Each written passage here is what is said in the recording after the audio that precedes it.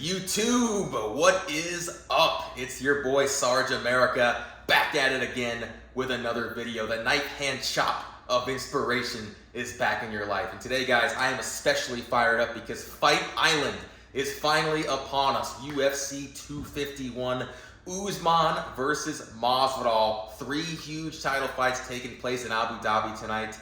And today I'm going to break down each of those main card fights. We're going to talk about the stylistic approach of each of the fights. We're also going to dive into some of the intangibles, some of the mental aspects of these matchups that I think are being overlooked. But before we get into that, guys, don't forget to subscribe to this channel, give this video a thumbs up, and let your friends know that we're taking over. All right, so first off on the main card, we have a women's flyweight matchup between Paige VanZant and Amanda Ribas. Now, Paige VanZant obviously is a very well-known name, former Dancing with the Stars alumni. If you don't follow the sport too closely, you probably still know who she is. And she's fighting out her contract. This is the last fight of her UFC deal. She's betting on herself. She's taking a bet here.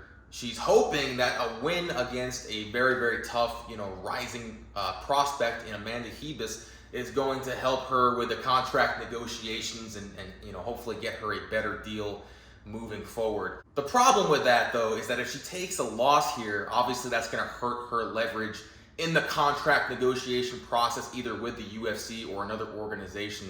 Now, like I said, she does have that huge name, that marketability. So I'm sure even if the UFC doesn't re-sign her after this fight, one of these organizations like Bellator, One Championship, they're going to want that star power. But when I hear Paige VanZant talk in interviews and I hear her discuss, a career after fighting, it just seems like her head is not 100% in the fight game anymore. I think she realizes that she can capitalize on her name, on her, her marketability, and perhaps venture into something else, venture into acting perhaps. And guys, in the fight game, if you're not 100% all in, you're in trouble. And Amanda Ribas, let me tell you, this girl is 100% dialed in. This girl, her energy is phenomenal. I just watched an interview with her, and she is just so amped up, so excited to just be on this card and fighting Paige VanZant. And let me tell you something, man. This girl, she is a highly talented prospect, obviously coming off a dominant win over Ronda Marcos. Prior to that, she had beaten down Mackenzie Dern. This is a girl, we're going to be talking about her in the coming years. She's going to be somebody that's going to be, if not a champion, fighting for that. But with that being said, guys, we can't discredit the talent that Paige VanZant has. And I know a lot of you are probably sitting there like, man, Paige is overrated. She's just an Instagram model, and she's just a girl that's, pretty decent at fighting, that became a star because of her her physical traits. But guys, I would argue with you the opposite. I think she's actually underrated because of that. I think we tend to forget that this girl can fight. I'm not saying she's one of the best in the world at 125 pounds. I'm not saying she's, a world beater, but I think we tend to forget that this girl does have skills. She did just come off last year, prior to her injury, a very impressive win over Rachel Ostovich, submission victory. And she has had a pretty, decent career. She's had some ups and downs. Again, guys, I'm not saying she's a world beater, she's going to be a champion, but we can't discredit this girl. She does have skills. So I know that Ribas is a huge betting favorite in this fight, but I would ask you to also look a little deeper at Paige VanZant's career. Look a little deeper in the talent and the skill set that she has. But I will also go back to the whole mental thing. If she's not 100% all in and she's fighting a girl that is, it's going to be problems for her. Now, I'm not making predictions for these fights, but I would tend to lean towards Amanda Ribas here. All right, so next up, we have a rematch between former strawweight champions Thug Rose Namajunas and Jessica Andrade. So this is a very, very compelling rematch. Obviously, the first time these two ladies fought, Andrade took Rose's belt from a vicious slam KO. First time Rose has ever been knocked out in her career. And Rose hasn't fought since. This is a little over a year ago. And then Andrade, after she won the title, she gets stopped by the current champ, Weili Zhang, and she hasn't fought since then either. So this is tough, man. Rose is one of those athletes that I think the world of Rose Namajunas. I think she, as good as she is, and as to the level that she has reached, obviously being a former champion, she was she derailed Joanna Jędrzejczyk's reign and beat her twice. But even having said all that, guys, even knowing that, I don't think we've seen the best of Rose yet. I really don't. I look at Rose Namajunas and I see somebody that has not even crossed the surface of what their true potential is. But Andrade is a killer. I mean, this woman is a murderer. Like, you talk about just power, just relentless power. I've never seen, I mean, the only equivalent for a women's MMA fighter that I've seen the kind of power generated from is Chris Cyborg Santos and Amanda Nunes. Andrade is she's in that category. She is just a nightmare. And guys, it's not just power with Andrade. I mean, obviously that's what she's known for. She's known for just knocking girls out either on the feet or slamming them into unconsciousness, slamming them into another dimension. But guys, that's not only what makes her dangerous. She's obviously also a Brazilian Jiu-Jitsu black belt, very, very technical on the ground. So this is a tough matchup for Rose. And, taking that time off, Rose, right after that fight, if you guys remember, she was kind of flirting with retirement for a while. She was seriously considering that for a while. That loss was so devastating for her that she was contemplating retiring from the sport entirely. Now, obviously, we've heard from Pat Barry that she's gotten her motivation back. Not only gotten it back, but probably more motivated than she's ever been in her career. And that's a dangerous thought, guys. I'll say it again. Rose Namajunas, as good as she is and as great as we know she is, guys, she's not even cracked the surface level of how great she could be. So that's a scary thought. And if she truly is that motivated, I think we're going to see something special here. And I think we're going to see some redemption. I mean, we know she wants this fight badly. She wants this one back. They even offered her a title fight against Weili Zhang a few months back, and she denied it. She said, I cannot fight for the title again until I avenge this loss against Jessica Andrade. So I think we're going to see something special here. But having said that, guys, Andrade is still a nightmare matchup for Rose. She still has the power. She still has the ground game. And you know what? She still has that confidence going in there knowing, I slammed this girl into another dimension. I took her soul with me that night. And Rose can respond to that in one of two ways, guys. She can either go in there, like I said, more motivated than ever with a more calculated game plan and put Andrade away and erase that loss. I mean, you can't erase it, but you know what I mean. Avenge that loss. Or she could let that haunt her. Even as motivated as she is right now, she could still have that in the back of her mind that, this girl knocked me out cold in front of hundreds of thousands of people. And guys, when you get knocked out like that, the thought is always there. That thought is always there, like, this girl could do it again. And we're gonna see one of those two things play out. Guys, the mind game is gonna be what's gonna happen in this fight. It's not gonna come down to stylistically. That's gonna be part of it, but it's gonna be how these two ladies, how they come in the rematch, how they approach it from a mental perspective. Is Andrade gonna come in too cocky? Is she gonna come in thinking, I already destroyed this girl, I can easily do it again? Because if she comes in like that, guys, it's gonna be a tough night for Andrade. Because if Rose truly is more motivated than ever, and she really wants this loss back this badly, if Andrade has that mentality, guys, it's gonna be a rough night for her. All right, so moving on now to the first of 3 title fights for the vacant UFC bantamweight title between Piotr, not Peter Yan, and Jose, not Jose Aldo. Guys, this is a fight that a lot of hardcore fans, myself included, were kind of opposed to, because typically, when you see a guy coming off of a loss, getting a title shot, it kind of leaves that sour taste in a lot of our mouths. A lot of us, the purists, we like to see guys coming off wins, true #1 contenders, getting that opportunity. Then I went back and I rewatched that fight between Aldo and Marlon Moraes, and I gotta admit, I really do think Aldo won that fight. I know the 3 judges that really matter, they saw it differently, but Aldo looked good, man. He looked good at bantamweight. You know, we all thought that weight cut was going to drain him, but guys, he looked great at bantamweight. I mean, obviously we only have the one fight to go off of against Marlon Moraes, but you know, his footwork was still sharp. His striking was still top notch, still elite level striking. His gas tank was there. So, you know, if that's any indication of how Aldo is going to be at 135, man, he's still a nightmare. He's still a very, very tough draw for anybody that crosses paths with him.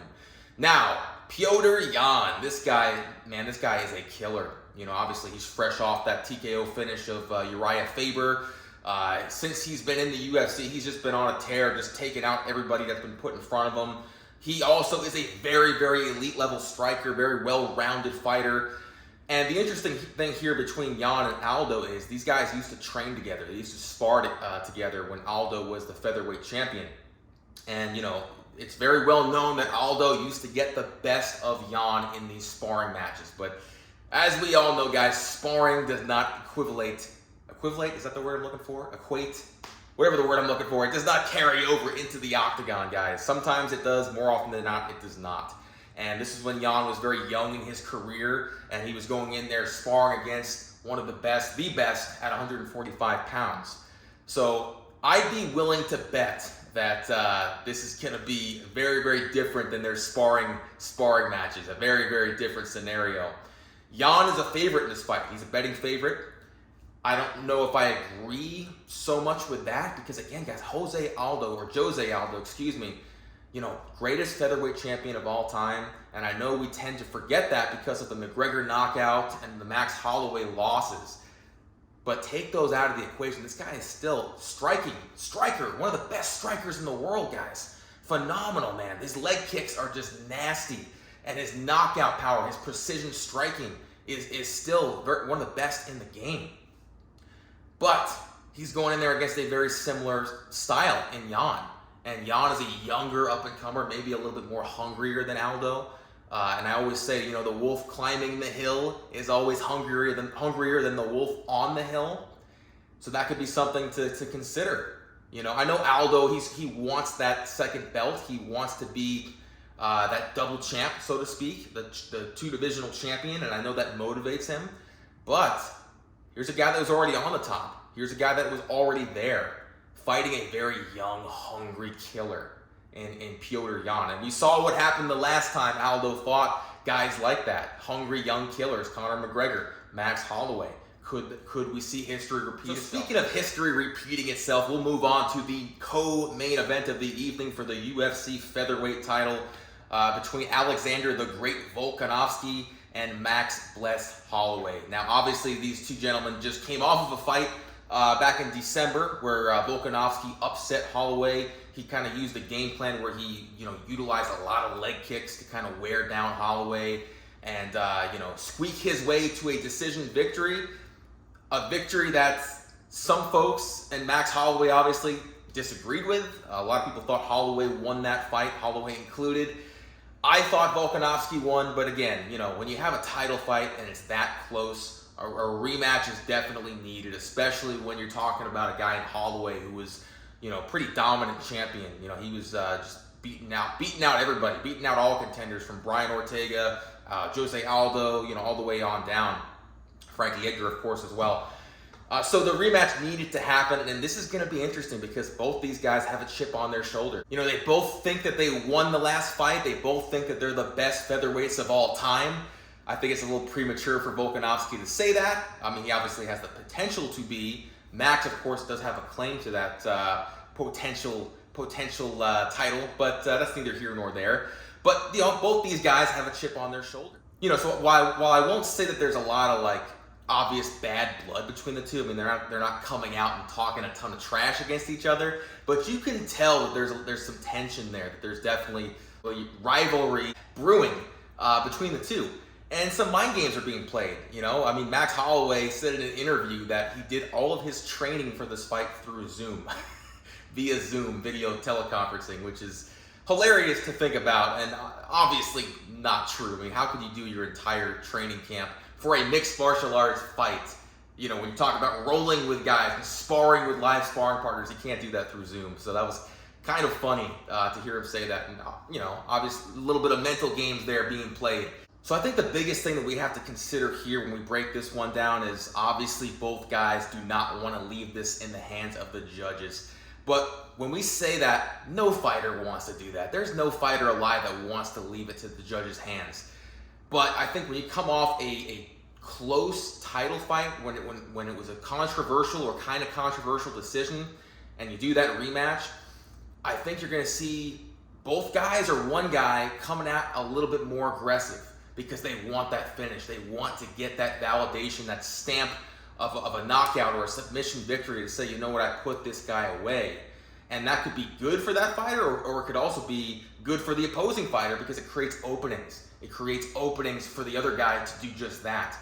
So I have a feeling we're going to see this one. It's going to be a finish. I don't think it's going to go the distance this time. Again, I'm not making predictions here. I could see it going either way. Volkanovski is a very powerful guy. He's a lot shorter than Max Holloway, and you would think that would give Holloway the edge with reach and things like that. But Volkanovski knows how to use that to his advantage, and he's got very good footwork, very good head movement. He knows how to frustrate guys when it comes to that. So, and we saw that too in the first fight with the leg kicks and how he was able to kind of break Holloway down a little bit. But Holloway, again, that was a close fight. Holloway had his moments as well. So it's going to be interesting to see what the approach is from both guys going into this rematch. But one thing is for certain: whoever wins this fight is going to be champion for a very long time. I don't see anybody in the 145 division right now that can beat either of these two gentlemen. That's how good I think they are, and I think we're going to see them fight again. Regardless of the outcome here, we're going to see a third fight in the future. All right, so moving on to the main event, the UFC welterweight title, Kamaru Usman versus Jorge Masvidal. Now, before I dive into this, guys, I did a video on Jorge Masvidal last week where I talked about the BMF mentality, the game-bred mentality, and how he was able to transform his career from a journeyman fighter into a championship-level contender. And I'm going to link to that video at the bottom of this one. So after you finish this, go back and watch that because there's a lot of good psychology, sports psychology stuff discussed in that video. So let's break this one down. So obviously Usman is coming into this fight as the favorite, and he very well should be. I mean, from a stylistic approach, he's the type of guy that's going to give Masvidal problems, a guy that can take him down, bring him to the floor, and control him. We saw Masvidal have problems against guys like this in the past. Damian Maia comes to mind. And obviously Usman is a a much better takedown artist, better wrestler, obviously, than Damian Maia is. But I would also argue that Maia has better control on the ground. Obviously, he's one of the best jiu-jitsu guys in the world. I think Usman is great at bringing guys to the floor. I would say, though, that Masvidal might have a better chance of, popping back up to his feet. And that's going to be the key here because he wants to keep this fight standing. There's no secret about that. Masvidal, in order to win this fight, he's got to stay standing up. So when Usman brings him to the floor, his immediate response needs to be, I got to find a way to shrink back up to my feet and keep this fight on the floor and bait Kamaru Usman into a stand-up fight. Usman can strike, though. Here's the thing. Usman is not completely incapable on the feet. He does have some pretty decent striking. We saw that against Colby Covington in a more recent example. He can strike. So I would not go as far to say that Masvidal would just completely and utterly destroy him if it stays standing. I would just point out to you that Masvidal is a much more technical striker. I know he has the reputation of being a brawler, but guys, he's not a brawler. This is a technical striker. This is a guy that knows how to utilize head movement, utilize footwork, on top of just, being an explosive, powerful knockout artist as well. But he's very, very calculated in his approach. And that's going to be his key to victory. We know that. We know that's going to be Masvidal's key to victory. Usman's key to victory is to control the fight, is to dictate the pace of the fight, to wear Masvidal down, to bring him to the floor, to pin him up against the cage, and control and dictate the pace of it, and try to kind of wear Masvidal down, because Masvidal taking this fight on 6 days' notice, what's his cardio going to be like? That's a question mark. What's his conditioning going to be like? So Usman, I think that's going to be his strategy here, and he's one of the best in the world at doing that, at breaking guys down. He's got that wrestler's mentality. So I would agree with people that say that Usman should be the betting favorite.